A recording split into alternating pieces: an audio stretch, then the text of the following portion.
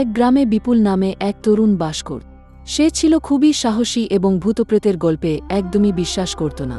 তার গ্রাম থেকে কিছুটা দূরে একটি পুরনো পিপুল গাছ ছিল, যেটি নিয়ে গ্রামে নানা গুজব ছড়িয়েছিল। গ্রামের লোকেরা বলত, সন্ধ্যার পর সেই গাছের নিচে কেউ গেলে আর ফিরে আসে না। একদিন বিপুল ভাবল, এসব গুজবের কোনো সত্যতা নেই। সে প্রমাণ করার জন্য সেই গাছের নিচে যাবে এবং রাত কাটাবে।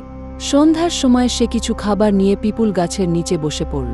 চারিদিকে অন্ধকার নেমে এলো, আর গাছের পাতাগুলো হাওয়ায় শো শো করে দুলছিল। হঠাৎ বিপুল দেখল দূর থেকে এক সাদা পোশাক পরা নারী তার দিকে এগিয়ে আসছে। প্রথমে সে ভেবেছিল কেউ হয়তো মজা করার জন্য এসেছে, কিন্তু যতই নারীটি কাছে আসছিল ততই সে অনুভব করছিল কিছু একটা ঠিক নেই।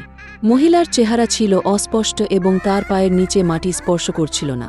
বিপুলের শরীর ঠান্ডা হয়ে গেল, সে অনুভব করল তার পা যেন শক্ত হয়ে গেছে। নারীটি এসে তার সামনে দাঁড়াল এবং ধীর কণ্ঠে বলল, তুমি কেন এখানে এসেছো? তুমি জানো না এই জায়গা অনেক শক্ত। বিপুল কিছুই বলতে পারল না, সে শুধু স্থির হয়ে দাঁড়িয়ে থাকল। কিছুক্ষণ পর নারীটি অদৃশ্য হয়ে গেল। বিপুল তখনই বুঝল এ কোনো স্বপ্ন নয়।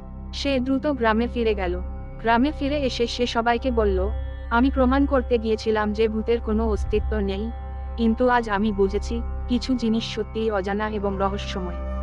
এরপর থেকে বিপুল আর কখনোই ভূতপ্রেত নিয়ে হাসাহাসি করেনি এবং পিপুল গাছের নিচে কেউ আর সন্ধ্যার পর যাওয়ার সাহস পায়নি।